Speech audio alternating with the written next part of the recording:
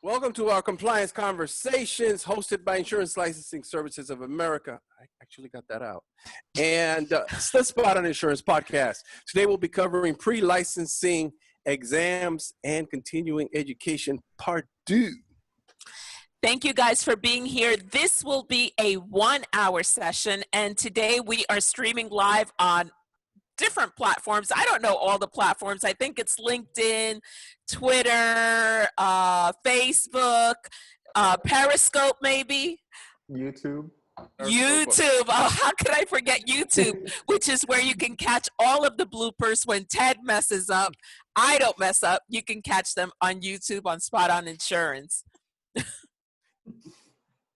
Are we done? I am done. Okay.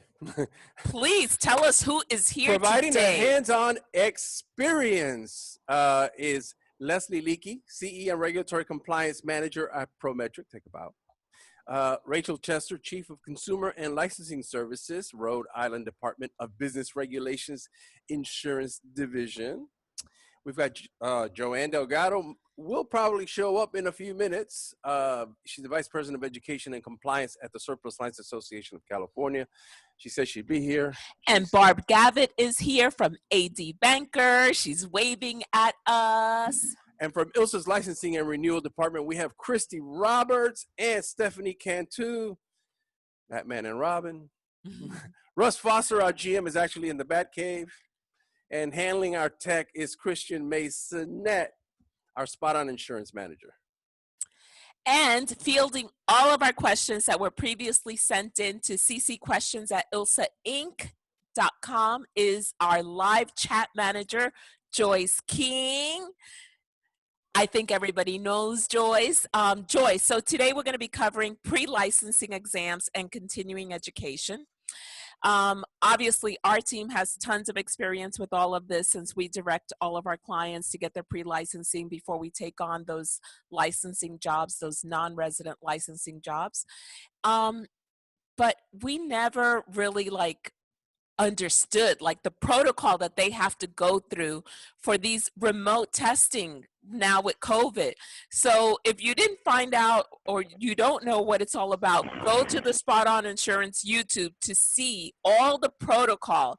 But I think my biggest takeaway from that session was, if you're taking a test, do not take a bathroom break, because you do not want to have to go through all of that security before you start again. So don't take a bathroom break. That probably was the most important takeaway. I would agree. I had no idea. Yeah.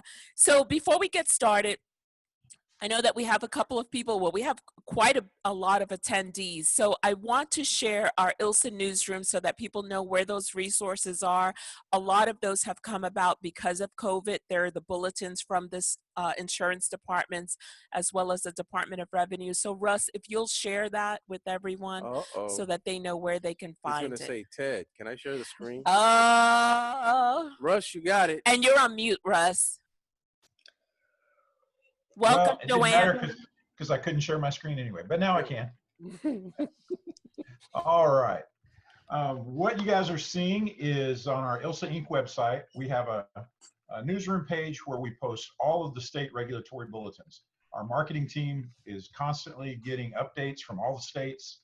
They post this stuff out there super quick. I can't brag on them enough about how fast they are about getting this stuff up here. And ooh, I like that first one. Yeah, and in the midst of all of our state bulletins, occasionally you will see some stuff from ILSA too. So there is some recent stuff from South Carolina there. We got some recent stuff from Kansas. If you are looking specifically for a particular subject, everything is tagged. So if you click on COVID-19, you'll get all the bulletins that are specific to that. You can do searches. It's a great resource. You can bookmark this. It's free for everybody. Just pop on in there and it will keep you current. You may find something here before it actually gets posted on the state website. On our resources page, we also have all of the state regulators' contact information. So if you get a bulletin and you decide you need some more information or you want to know what's going on, you can bookmark this page as well. Let's say that you're in Kentucky and you want to know what's going on. We've got the contact information for the DOI, including a direct link to their licensee search. So every state that has that, there will be one of these on that tab. The Department of Revenue, Secretary of State, including a business entity search. So if you need to find out who's doing business in that state, this will take you directly to that tool as well. So these are all out there. They're free. We want to keep everybody in the industry up to date, make sure they have information that they need to be able to do their work. Awesome. Thank you so much, Russ. So Joyce, take it away. All right, all right. Thank you all, ladies, for coming back and helping us out here with this segment, part 2. We were able to cover pretty much everything we wanted to talk about last time on pre-licensing and on exams. Today, we're going to start out with a little bit of an update to anything we talked about last time, and then we'll just move on into the CE part of the discussion. And a little bit later, we'll break away and show everybody where the videos live on YouTube, so that if you weren't able to join us on part 1, you'll be able to go back and catch up on that, and then part 2 is going to make more sense. So let's start out with our pre-licensing discussion. One of the questions that I started us off with last time was, are all pre-licensing courses offered online? And Barb, you indicated all but I think Illinois. However, at that time, Illinois was allowing, is that right? Was allowing some, but it had just expired, I think. Well, so they did renew it. Okay, they did. So Illinois, which is normally a 50% classroom requirement for pre-licensing, during COVID, we're allowing webinars and online. And they did have a governor order to extend that for another month, but that is about to expire. So in a couple of days, that will expire. I have not had any indications that it's going to be renewed again, which means that everyone will have to return to the live class requirement to meet their, pre-licensing requirements to take their exam. That's so funny, because on our last one, it was 2 days and it was going to expire, and so we were all waiting to see. Yeah, same thing. Now we have 2 more days, and I have not had any indication that this one is, and I have been told by several that they're not expecting on renewing that. Okay, all right. So Illinois will probably not extend. Okay. Probably not, right. All right, and another thing we covered, what were some of the states that had made any recent accommodations to their licensing process? And Christy, I think y'all helped cover this last time as far as temporary producer licensing, any waivers of fingerprints, et cetera, or background checks. Like I said, we discussed that on part 1, but are there any other changes to talk about today? Not from our last discussion. Okay. Not from our last discussion. Okay. Do you other ladies have anything on that? Any updates you know of? I do not. Okay, so no changes there. So if you want to know all the details on that, you have to go catch part 1. Okay. All right. We'll move on into exams. So last time we talked at length about remote proctoring. And that it does seem to be the new way of testing, and will likely remain even long after COVID is gone. Either any one of you, could you just provide sort of a general rundown of the remote proctoring and how it works? All 3 of you, please, if you've got something to say on that, just to give our new viewers the rundown on that. I can start if you want, and then Leslie, right, so you can jump in. So remote testing or remote proctoring basically means that you can take your exam pretty much anytime, anywhere, as long as you can get, schedule an appointment. You do have to take it indoors. There are certain requirements, technology requirements that you obviously have to meet. You need to have a camera on your computer or a removable camera. You have to do a whole 360 view of the room, checking underneath the desk. There are certain requirements for like your apparel. So you can't have big, hoodies and pockets, and they inspect your eyeglasses. Just to, anything possible that might give somebody an advantage for cheating. So they're looking, to make sure you don't have Bluetooth in your ear. So all of that, when you actually, sign on to take your remote testing. exam. You should log in at least 30 minutes before just to, go through that whole entire process. You do have to do a systems check. Now, I will say this, and I don't know if I talked about this the last time, but I think the biggest issue that test takers have had is not doing the systems check first, or doing a systems check on a computer that is different than the one that they're taking the test on, or it's in a different location. So maybe they tested it at their office and then they're actually taking the exam at home. Because the internet can be different, the bandwidth, that definitely, can have an effect on your, connectivity. Yeah, connectivity, thank you. And the other big thing is doing updates on your computer.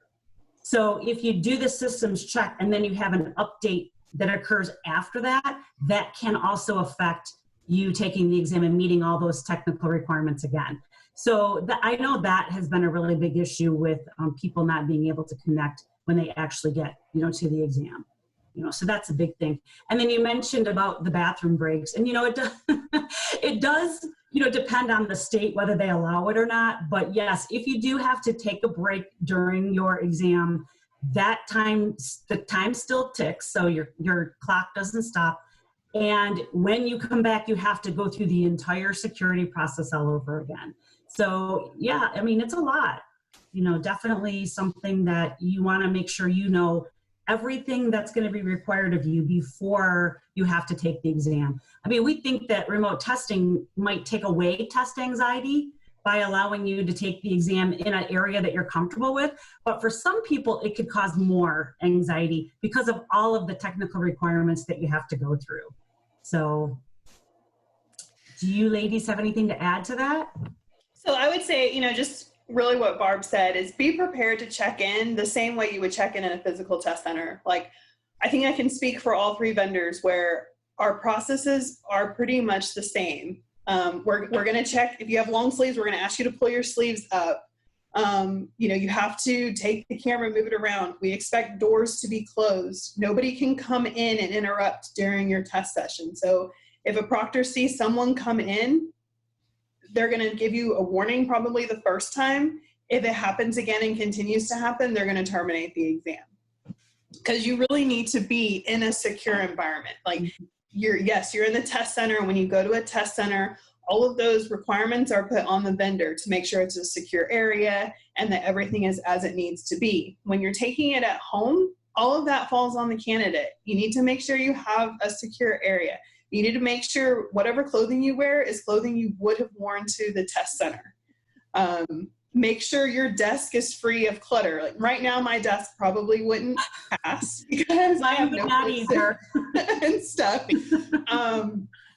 But like I said, the door's closed. Don't have a bunch of stuff on your walls. Like probably what I have on my walls right now is fine because you can see that it's not hiding any notes or content or anything like that. But don't have, like if you have bookshelves, we ask people just put a sheet over your bookshelf so that it's hiding everything that's on the bookshelf. I'm not expecting you to take all your books out of your room, but like Joanne's background, she has some books back there on the shelves. We would just ask her to put a cover over those so that, you can't try to access anything. I think I remember you talking last week about you couldn't pull your hair up, right? You had to let your hair down. And my takeaway from that was I could hide plenty of stuff with my hair down. No, they want it to be pulled back. They want the hair up. Yeah. I can still hide stuff. Make sure there's no Bluetooth behind your ear. Yeah, so they want to be able to see your. If you have your hair down, you could be hiding a camera in there. Yeah, okay, that makes more sense. Yes. That makes more sense. I could still hide plenty of stuff in all this hair, whether it's up or down. And I would just add that the not having a drink, right? Because you can't have any drinks or snacks. If you're in a test, yeah, right. Here we go. I got my just water, but I always have it.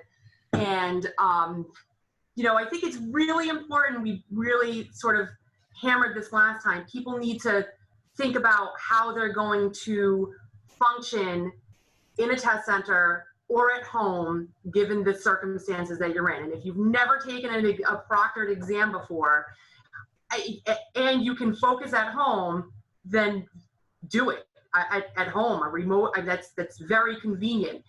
But if you can't focus at home and you really would thrive in a confined environment where you can't really be distracted, that would be my preference, because I can be distracted by lots of things around me. And if I'm in a center, for me, that would work better. For something like this, something maybe not as long, I could definitely personally sit in front of my own computer and do, but just really reach inside yourself and make sure that you don't get all amped up for the remote exam and then you forgot a critical piece, which is you have to have the same computer that you tested the connection with. So just keep that, just keep that in mind. So no food, no bathroom breaks, and no drinks. You know, I was going to think of one more thing. Barb talked about bandwidth. And so we recommend, you know, I understand virtual learning is happening right now for kids. And, you know, maybe other people are at home working or gaming or anything like that. When you have your scheduled appointment, just ask the other people in your house to give you that window of time where you're the only one consuming the bandwidth. And then you'll have less issues. And they also recommend that you do a wired connection if possible, because that's more secure. So that might also help protect against that lack of bandwidth. Awesome. Just one more comment, okay? Absolutely. In Rhode Island, we only are in about a month of even offering the remote proctoring. I've heard 0 complaints from candidates. I've heard 0 problems. So even though we're a small state and we don't have large volume exam delivery, just not hearing, knock on wood, that there's any problems makes me very happy. Well, I think it's just really important to make sure that you're setting expectations so that they know what they have to go through and what the requirements are. I think that in and of itself will take away a lot of those issues. So. Sorry, guys, I am engaged over here in the chat. Lesli, you have a request to contact Mr. Brent, and I've taken down all of his information for you, so I will get that to you after the webinar. Okay. So Richard, you taken care of. We'll get that to her. And talking to another couple of folks about attendance. And then we have, okay, y'all, we have a question that is representing itself from last week. Here we go. During our last conversation on this subject, there was a question posed about how a person with dual residency, you remember the question, dual residency, should decide on which state they should take the exam in. The panelists indicated that the decision should not be based upon which test is easier. What do they think should be the deciding factor in a case where a person is a dual resident, assuming both states reciprocate and it is the intention of the professional to be licensed in both places? I think we talked about where you were registered as a resident. I think that's what we talked about, that would be the state that you would take it in. The state in which you want that resident license, because someone can't hold 2 resident licenses. You can only have 1 resident license. The rest of them are going to be non-resident licenses. Mm-hmm. Yeah, I will just offer the regulator perspective of this and say that if it came down to someone asking me what state I think they should choose if they have dual residency, it would be the state in which they file their state taxes. Okay. Joanne, I can't hear you. Uh-oh, something's wrong with it. And we definitely wanted Joanne's perspective since she was from the tri-state area. I know that area, New York, New Jersey, Connecticut, Yes. that would always get a little bit tricky. Yeah. I know that if your office is in New York and you reside in New Jersey, Yes. you actually had to list New York as your resident state, even though you resided in New Jersey. So we have a lot of brokers, producers that are that way. But again, it's going to be based on the state that for DOI purposes, look at your resident state. And then from there, you're going to get your non-resident. Sorry, Joanne. Oh, she disconnected. Okay. She'll probably just come right back in. Going to reconnect. Good deal. Good deal. Well, we can circle back and let her chime in on that as well. Good. So we just had a problem with Georgia. We have a producer that physically lives in Georgia, but they work in Tennessee. They live right close to the border, and the individual wanted to list Tennessee as their business address, and it caused a conflict. So you got to take that in consideration too. Not all states are like the tri-state area. Your business address is going to cause an issue in some of the lower states or the larger states. So it is important that you identify what your resident state and take that exam. A lot of the states are going to have similar exam processes anyway because of the reciprocity. The states want a balanced exam process. So Texas used to have some of the most stringent requirements for CE. And for adjusters, if you had a license in Texas, that would give you the vast majority of the reciprocal states. So that's kind of how producer licensing is as well. Even though you might live in Georgia, if you work in Alabama probably will have a similar testing requirement or course modules that Georgia would too. So you're probably now. New York. I believe that this example was New York and Georgia. I think the two states. New York's pre-licensing requirements are a lot more stringent. So they have a 90-hour requirement for property casualty. So I know that obviously can come into play. But Joanne, if you're able to hop in now. Let's see. Yeah. Sorry. So I apologize. Catch me up onto where we are because I was still back at filing your tax return. That's where Joanne, should be. I kind of talked about New York, New Jersey, that if your business was in New York, New York would require that you hold a resident license there. But Christy brought up a really good point. I think it was Tennessee and Georgia, where if the individual resided in Tennessee, was it? Georgia. They actually could not do it the same way that you would do it in New York, New Jersey. Yes, and there's definitely that difference for the housing, like where you live versus where your business would live, which is impacted by individual states. So I actually was aware some states won't allow you to license outside of your residency. I think that really works into their business rules, how they establish those licensing rules in the very early on in their electronic process.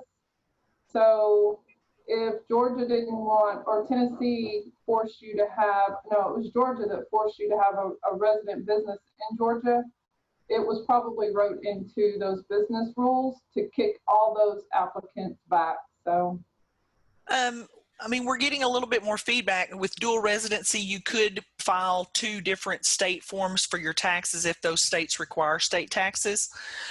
So that distinction may not be able to make a difference about where you'd file your taxes. I'd like to pose that question to Christy and Stephanie. Have you guys seen that, the dual residency? I think I've seen it where PNC might be New York and surplus lines might be New Jersey in terms of residency, but not for the same lines of authority. No, if you're a resident of New York and you're applying for another like surplus lines, you're going to have to list New York as your residency. Sometimes if you move states, NIPR doesn't, or the state may not report to NIPR that license is now a non-resident. So if you run a PDB, you might see 2 states. In that case, we try to reach out to NIPR and say, hey, look, can you adjust your records? This person has moved resident states. You're still showing 2 resident licenses. But for the most part, the states are going to catch that when you apply for the license. So where you pick your resident state, I would like to say that if you spend half of the time in one state, like how you have to do in Puerto Rico, you have to spend a specific amount of time in Puerto Rico to be considered a resident. I think that would apply in this case too, where you spend the large majority of your time, where you do the most work out of. So if you're a resident of New Jersey, but you work in New York and you spend the vast majority of your work is coming out of New York, then New York's going to want you to keep up with their CE requirements and changing industry knowledge. So it's, you might be a resident of New York, but you're doing all the work out of, or I'm sorry, you might be a resident of New Jersey, but you're doing all the work from New York. They're going to want you to keep up with that New York changing requirements. Yeah, it's kind of a fine line because it's something they're trying to shift away from. At least from everything that I've been made aware, is that they really only want you to have that one state, and it's usually your resident state where you live. Yep. But I still think that you have states like New York that will allow you to have a resident license even if you don't have a resident address. Yes, because too, New York, New Jersey, and Connecticut are so small in their radius, so you can travel through those states for work, and they'll, you know, they accept that. But that was wrote into their rules a long time ago. I'll just chime in. Go ahead. I'll chime in because I'm in Rhode Island and I'm very tiny. Yeah. Very tiny. So the way, just to back up a little bit, so NIPR, whatever reports to the PDB, it's the states are controlling that data. So if there are 2 resident licenses on the PDB, and Christy, you've identified that one of those resident licenses should not be active, it's really the state that needs to be contacted so they can update the information that they're sending to the PDB. Just as a matter of information. But also, part of the licensing guidelines is that people can have a business address and use that as their residence. So where Rhode Island would come in, I'll give you an example. If somebody in Massachusetts lives in Massachusetts, but they have an agency in Rhode Island, that is, they have a Rhode Island agency, they want it to be a Rhode Island agency. As long as the Mass DOI is okay with us giving them a resident license in that capacity, we will do that. We work with our neighboring states to make sure that we are making that we're doing things the best way possible and the most right way. But for someone who's going to work in Rhode Island, doesn't really, have their name attached to an agency, and they live in Massachusetts, Massachusetts is not going to allow them to declare Rhode Island as their resident state because that doesn't make any sense. They live in Mass, they've got to take the Mass exam, they've got to apply for a non-resident license in Rhode Island. Those exceptions are made when they're really sort of close to home and it's the agency, the proprietor of that agency, and the name is tied to that agency in my neighboring state. So we would allow that on the flip side too. I don't want to take away from the question about actual dual residency, because I think the dual residency question is different than the primary resident state of business, if you will. So I just wanted to point out those couple of things. We do try to work with each other, at least in my neck of the woods. All right. Well, we'll move on to the next point, if you please. So we talked about last time how long remote testing would be offered. Did we think it was a temporary solution or permanent new way? And we do seem to think it's really going to be more permanent. Barb, last time you had indicated that Alabama ended theirs on July 31st. And then they started it again. Okay. Good. So August 23rd, they started it again. And, as of now, I believe they're scheduled to do that till the end of the year, but we're hoping that will become a permanent thing. So awesome. Yeah, they were the one anomaly, and then they, since our last discussion, they kicked it back in. So, awesome. Yeah. Good deal. Here's another where I'm looking for an update. We talked about, Barb, you provided us with a list of states that offer remote testing. Yeah, but that's updates. I'm going to type the initial list into our chat, so if anybody wants to keep up with that, and if you would go through the entire list that you have as of now and let us know which ones are the updates from last month. You bet. So we've got Alabama, which was off, and now it's on again. Okay. We've got California. I believe that's new since our last new. One, right? So we have Colorado. Yep. Michigan is a new one. New. Nebraska, New Hampshire.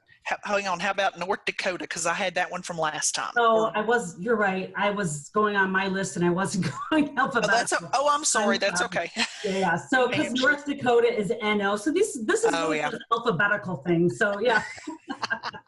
Yeah. Instead of ND, it's NO, right? Yeah, I gotcha. So yeah. So we have Nebraska, New Hampshire, which we had before. New Jersey is new.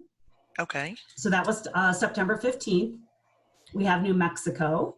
We have New York. We have North Dakota. Perfect. We have Oklahoma, Oregon, Pennsylvania, Rhode Island. South Carolina is a new one. Yeah. So South Carolina.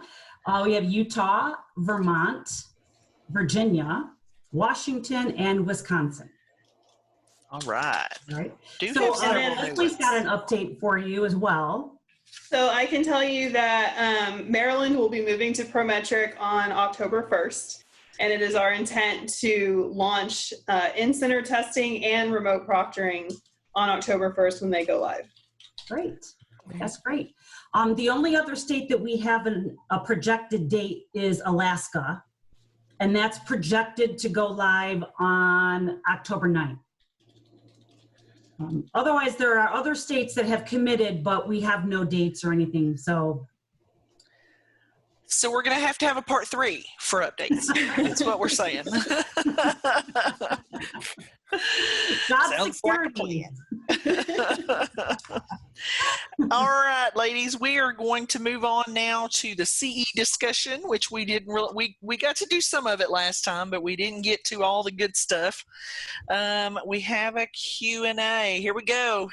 Are candidates in states, about half, that do not have an education requirement well served for taking classes from education providers in states that have an education requirement, given that the information is the same, state-specific rules and laws, which accounts for a small fraction of the exam?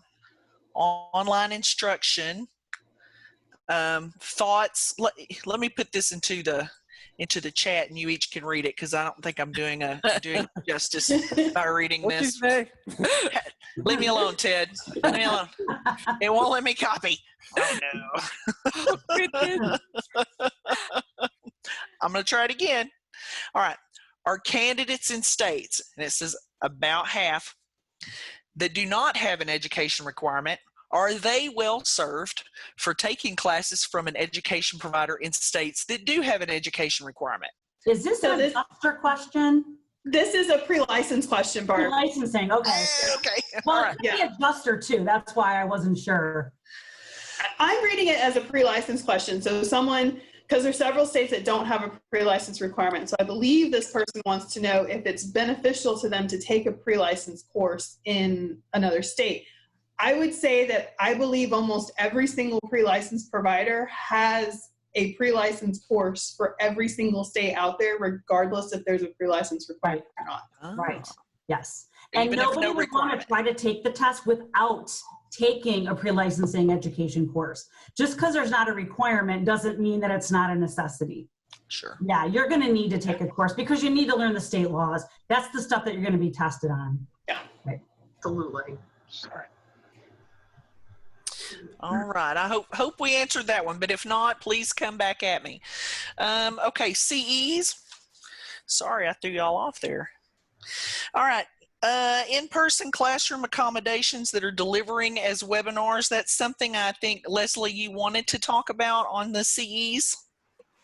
Sure. So I can talk about it. I know the majority of states gave accommodations for in-person classroom courses that were already approved when COVID happened to allow them to be delivered as webinars.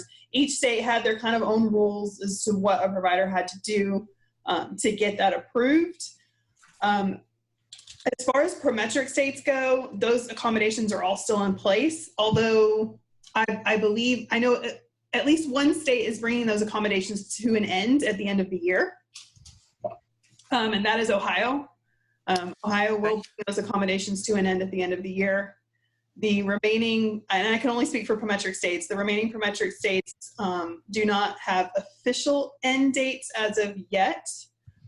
Every time the current date kind of gets close, we reevaluate and see if it needs to be extended or if, you know, we should get everything back to the way it was, and providers, if they want to submit webinar course or offer a webinar course, they have to submit it as new. Okay. All right. Stephanie, here's your chance, hon, to just go off on these producers that like to wait till the last minute. So here's my question. When should CE be completed prior to a license renewal? Okay, speaking from my perspective of somebody who processes these renewals and somebody who's very OCD about due dates, ideally it would be perfect if you can get it done a month before the expiration date, just to give me a little bit of sanity, give me a little bit of time, you know, all the good things. If that's not doable, I can let you do 2 weeks before. One at the absolute latest, but that's really pushing it, just because one, that information could take a while to get reported to the state. And so that's why it's beneficial for us, of course, but it's mostly because we want to give you guys that time to complete the CEs the correct way. Sometimes we've seen where somebody's done them and they thought they were done, or they did the wrong one, or, you know, and then because they waited so late, now their renewal's in jeopardy. So there's lots of reasons why we ask that it's done before, but it's mostly to make sure that there's no delays in your renewal. So the earlier you can get them done, the happier I'll be. What do you Can I jump in here too? Oh, go ahead. Here. I'm going to get on my soapbox for a moment. Please. So, you know, my history is with an education provider. Now I'm with Prometric, and I handle all the CE for our states, but I'm also licensed. So I get it. I get waiting till the last minute. You get busy, but you have 2 years in most states. Yeah. You have plenty of time to get it. And a lot of states out there won't even let you apply for your renewal until your CE is done. And you have to have it all done by the expiration date.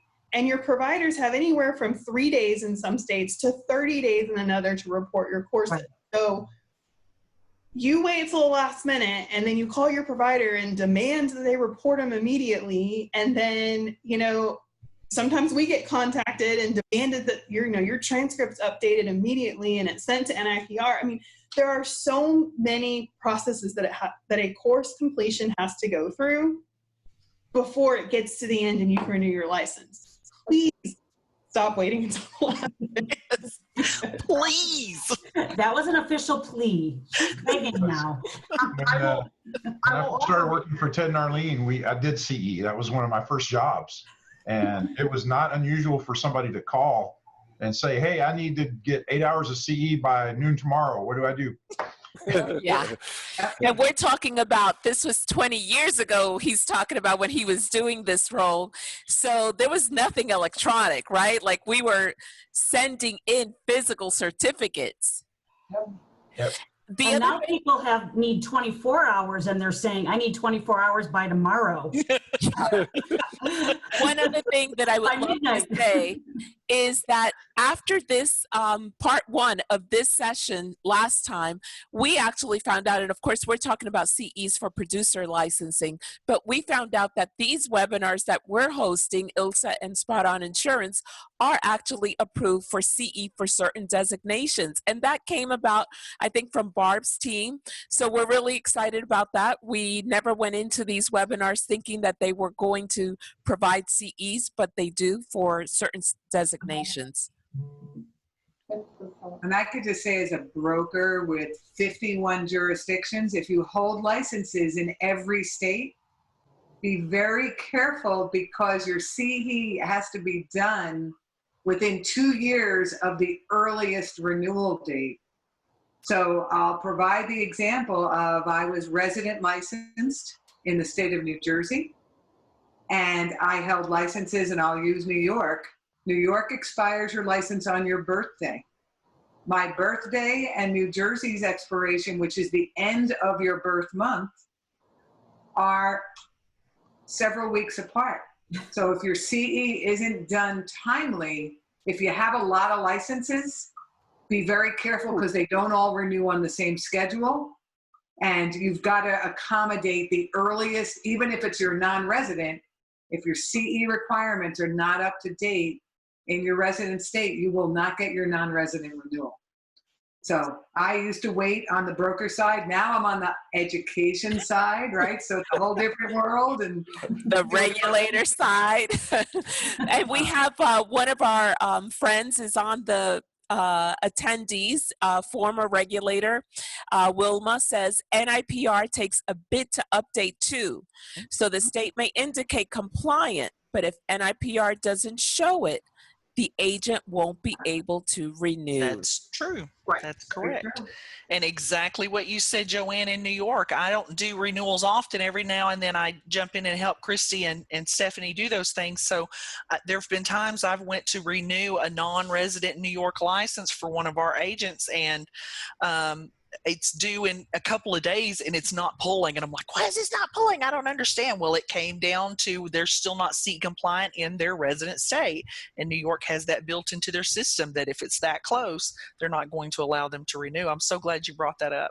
yeah, no, we also have a California non-resident that we're working with right now, that their resident state is Texas, and they didn't do something right. And because they didn't do something right, California said, sorry, but it impedes your ability to transact business. You cannot transact without a license. Mm-hmm. So as you come to us and bring us your work, you need to have a licensee transact that business. So it's really something where you want to be careful, check your statuses periodically. I was doing some adjuster stuff for a while, and I understand that in some states, you actually have to complete a certain number of credits on some basis, right? Whether that's every 6 months or 4 times a year, quarterly. So it's better to be ahead of it than behind it, because it does impede that ability to transact. Absolutely. Yes, and another thing to keep in mind is NIPR and the states are getting much more robust in their communication. So if your resident state goes down for any reason, and it's usually about a 30-day window, if your license isn't reactivated or late renewed in that time frame, your non-resident states are going to start canceling. And that's one way to prevent it. Get your CEs done well in advance. Give yourself a buffer in case you got a duplicate CE that you've taken, or one of your credits isn't accepted. Then you don't have to worry about any of your non-resident licenses canceling. Rachel. I'll also just make one note that NIPR has an app that you can put on your phone, and it will help you figure out what you need for CE and when. I have not used it, but 20 years ago, when I had to send in my CE credits, I had to fax them. So, Ross, maybe you had to mail them. I had to fax them. What I would give for the warning 90 days in advance that says, You don't have enough credits yet. Because then you don't have to call Leslie, and you don't have to call me because Leslie didn't send it fast enough for you. And it's trickle effect. So, and since you brought up an app, one of our states has their own app. North Carolina developed an app for their licensees. You can put it on your phone, you can go in with your license number, you can pull up all of your information, you can search for courses. It's out there, for everyone in North Carolina. So NIPR is good nationwide. North Carolina developed their own. I mean, the tools are out there for you to know what your CE requirements are. Yeah. Left.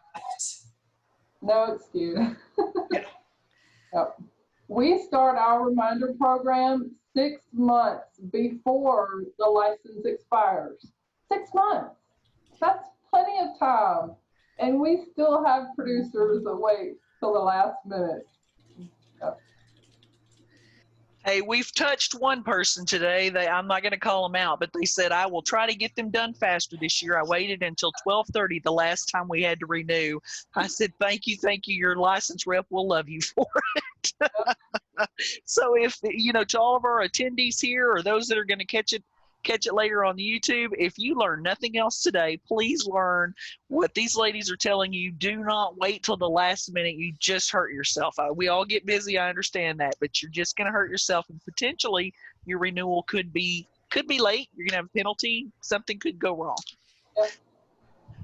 All right, let's go on to the next one. The next thing I want to talk about is rosters, and before we do that, and Leslie, this is for you, I'm going to show my ignorance here, because when I was emailing everyone separately about some of the things that you'd come on and talk about today, Leslie said, and I can talk about rosters. And so my son plays baseball. And so we have rosters, and then we have lineups. And so immediately in my mind, I was like, what on earth could baseball have to do with any of this? It's like, rosters? I don't get it. I don't understand. So I'm probably not the only one that doesn't understand the concept of rosters as it relates to CE, but would you please explain that to us? Sure.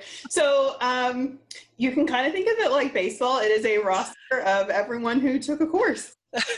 Providers will upload their rosters to a Circon, an SBS, straight to Prometric, straight to some states that have their own systems. And they upload, usually it's a spreadsheet that lists the names, the license numbers, the completion dates, the course numbers of the students that they had for a particular day. And that is the information that gets uploaded and put on the transcripts. Gotcha. And so then when you upload that, that's what could take 24 to 48 hours, I guess, for it to update? Yes. So I will say most providers report within a business day. Like okay. By next business day, most providers have uploaded your courses. For classroom providers, I know that is a little more in depth, and Barb can probably talk a little more about that process, because it's not like self-study, everything's online, it's in their system, they can just pull out the information. Classroom rosters are paper. Someone had to come, they're signing in and out. So providers have to take that information, they have to type it up, then they can upload into the system. So that can take longer. So classroom rosters are probably not loaded within a business day, although I could be wrong. Well, and also it depends on the information that's needed. If a social security number is needed and we don't have it, then we have to chase that person down. If there's a missed signature, we chase that down to see, were they really there, or were they not there? I mean, there's a lot with the live classes that you have to look at. And if you're, overnighting it, I mean, if it's something that requires the paper roster, then you're now dealing with FedEx or another third party to make sure that it's getting there. So yes, it can take a little bit longer than just one business day. And I would say the biggest mistake that I see on rosters is misspelling of names, wrong license numbers, husband and wife mix-ups, father and son mix-ups because they have the same name, so it's junior, senior. So it's really important that you give your education provider your correct information. the correct spelling of your name, because some state systems, if the name is not spelled exactly as the state has it in their system, the roster will not load. So it's the correct name, it's the correct license number or NPN. Some states, license number and NPN are the same thing. And it's not that they don't know how to spell their name. It's that somebody probably registered them that didn't spell it right, and now they are spelling it right, and it's not matching. Right. Right. Yes. So it's all of that information. It's the provider's getting it in. It's getting it into the roster system, whether that's CERCON SBS, Prometric, or a state. And then that has to process. So in CERCON and SBS, it's instant. It goes on your transcript. You can see it immediately. I think some state systems may be instant. Some may take like 24 to 48 hours. Unfortunately, I do know when you load a roster straight to Prometric, it does take 24 to 48 hours to show on the transcript. But then it has to go through the rest of the process. So just updating the transcript, like we were saying earlier, that shows them CE compliant. But that information then has to be transmitted to whoever handles the licensing for the state. So usually that's NIPR, or it may have to do a stop at SBS on the way to NIPR. So it's all those extra processes that add time, which is why you need to not wait till the last minute. Thank you. Sorry, Keep getting every plug I can about not waiting till the last minute. Do not wait. Do not wait till the last minute. Okay, do we have anything to say about the effect that COVID-19 is having right now on CE? Does anybody like license expiration extensions or CE compliance extensions? So some states have extended CE. I don't have an exact list of those that have extended and have not. I believe Silas still has an updated list. Barb, yes? Yes, yeah, and 80 Banker still also has a blog that has a list as well that has all that information on it, right? It's not just renewing, it's not just extending their renewal date, but a lot of the states that required proctoring have waived the proctoring requirements up till a certain date as well. So it isn't just, renewal. So there's a couple of moving parts here, that have been extended. And the thing is, you never know when those extensions are going to stop. So you have to pay attention and don't assume that you're not going to have to do your CE until the end of 2020, because the state may. Sometimes it depends on when that emergency order has been stopped by the governor, and then they usually give you a certain number of days to where they stop that. So we're getting close. Here was a question that was posed in part one. And I said that was great that it was posed at the very end. That gave us time to go away and see what we could find out on this subject. So here we go, ladies. The question posed, have cybersecurity basics been incorporated into insurance exams and into CE requirements? So I can speak to pre-licensing. I know that there are some states, Ohio is one of them, I want to say New York, where they did add cybersecurity as a topic on the pre-licensing exam. It's not necessarily the cybersecurity requirement, but just adding it so that it's something that they're learning about. So yes, there are a handful of states that are starting to add that to their exam. Okay, good. And you say so far of Ohio and New York for sure. New York, yeah. Hey, Joyce, since we are getting towards the end and some of the attendees have not seen part one and have heard all of the questions and everything that we covered, I would love if Christian would just share where they can find part one on our YouTube channel. Christian, if you'll just share that with us. So somewhere in there is pre-licensing right there. There we go. Yeah, there we go. So you have to go to YouTube and search Spot on Insurance, and then just barely down, once you're on their page, then you look for Compliance Conversations, the series, click on that, and then this list will come up. And so look for pre-licensing exams and continuing education. That's part one. We have had some amazing webinars. Absolutely. The cybersecurity one had so much information that just about anybody in any company, any agency can really utilize. I mean, That's I been attended all of them. I loved it. Yeah, it was scary stuff. That's been three 1-hour sessions, and easily we could just go on and make a fourth, because not everything has been covered. There's too much. It's been covered. And I'll just share with everyone that we are like booked until November with our webinars. We have a 3-part one coming up on mergers and acquisitions in the insurance industry.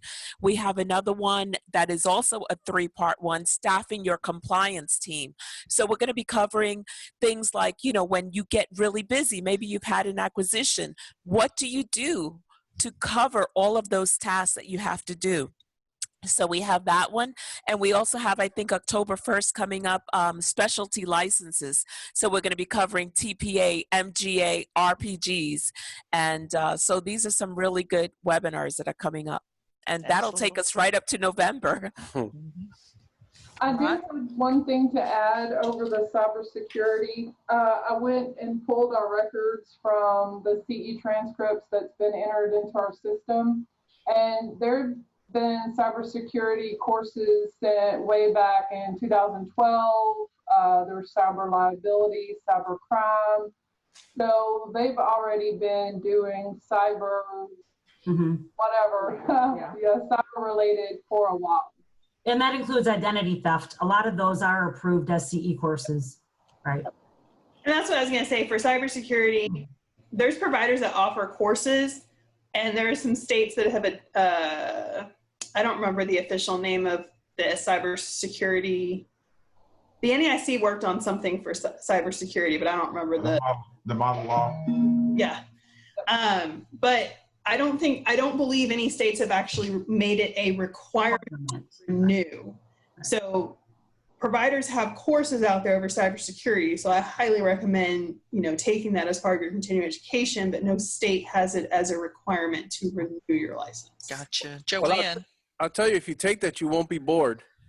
I was going to say, California, we have traditionally offered that every year as part of our live course offerings, which we're now doing as webinars. But essentially, we do always make a cybersecurity course available to our residents for their continuing education. Okay, our last topic today, I want to turn this over to Rachel with Rhode Island, and she is going to talk to us about the NAIC's plenary committee unanimously approving the CER agreement. If you can go into that, I know that happened just right before part 1, and we were not able to get to that and talk about that in part 1. Sure, happy to give a super high level sort of broad overview, because knowing your audience, right? We're saying all sorts of things like plenary and unanimously voted. I'm not sure anybody even knows what plenary is. So I'll just sort of drill it down. It's really about speed to market, right? If one provider has to file the same course 56 different ways to get an approval to be able to offer a course to licensees or pre-licensee candidates, it just becomes complicated. It's not really fair, right? It's not fair for the providers to have to do things 56 different ways. So there's been an agreement out there, a multi-state agreement that many states agreed to, that we would just like in producer licensing, if you get a resident producer license, you can apply for a non-resident license. So in the provider world, if you get a resident business state approval of a CE course, you should be able to get approval for that same course in every other jurisdiction where you seek that approval. So what we did, we spent a year really going back and forth, fine-tuning the agreement, and that isn't just something that gets emailed and everyone just says, cool. So no, it goes through a whole process, lots of people involved, and every member of the NAIC and member of the NAIC equals the insurance commissioner, the director, the superintendent, whatever that title is. It's that person in charge of the insurance department. Those people all voted and unanimously voted to get this out there for signatures. So on Tuesday afternoon, the NAIC legal folks sent this out to all of the commissioners and superintendents and directors in all the jurisdictions. I quickly got a bunch of questions. My boss, the superintendent in Rhode Island, quickly signed it and demanded almost a gold star for that. Nevada almost beat her. And I've got lots of emails from lots of different insurance departments with questions. So I'm gonna probably hold a Q&A. I'll also say that if I need to, that the licensing directors also received this. So not just the commissioners. My state is tiny. I can walk down the hall and talk to Superintendent Dwyer if the door's open. That does not exist in every state. I'm just fortunate. So sometimes there is a disconnect between the licensing folks and the commissioner, because sometimes commissioners change with every election. So having a refreshed agreement that we can get signatures on, we can put it out there, we all agree that if there's a law that says that our state has to do something specific, we agree to allow that to happen. But just like with producer licensing, if there isn't one of those things, the theory is that it should be once and done. You get your one approval, and then this is fantastic news. You can offer it in every other jurisdiction you want to offer it. So the signatures are coming in. I texted Mr. Welker before we got on this phone call and said how many signatures, but he didn't respond. He's busy. That's fine. I assume that there's tons of them, but I'll find out next week. So all of this to say to the audience who may be prospective licensees, new licensees, tenured licensees, we try to work together. We really want to hear what the hurdles are, and we've got to figure out a way to get it all so that everybody is happy. And I am very happy that this got approved, that it finally made its way out there this week. I'm getting questions about it. So for you guys, I'm feeling really good. Now it's the next step is holding all of us accountable. And implementing it. Yes, implementing it. And I will tell you that even for Rhode Island, so I'm going to pick on Massachusetts just for a second. They're not on this call maybe, but they are right next to us. I could throw a stone. Not reciprocal. So what happens? Providers like A.D. Banker and anybody else, I'm just picking on Barb because she's in the middle of my Brady Bunch right now, they've got to pay an extra fee. So not only do they pay the Rhode Island fee, if they're from Massachusetts, they now pay an extra fee. I cannot wait to stop charging the extra fee. I'm just telling you. So Florida, we charge the extra fee. The CPCU folks told us that we were effectively the highest cost state to do that. And we said, well, we need a reciprocity agreement that makes sense. So here we are. I can't wait to stop charging that extra fee. And it was a lot of work. It wasn't worth the extra fee. Thank you very much for your efforts.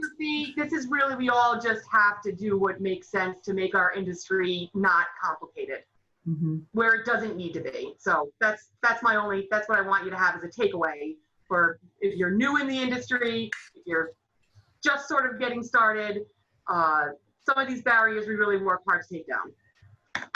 Excellent. Awesome. Great takeaway.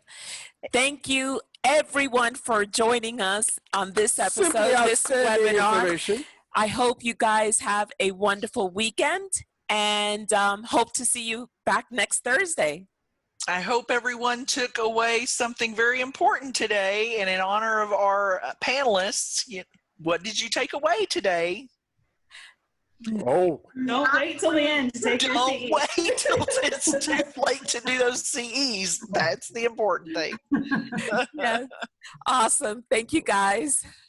Thanks. Everybody. Bye. Bye.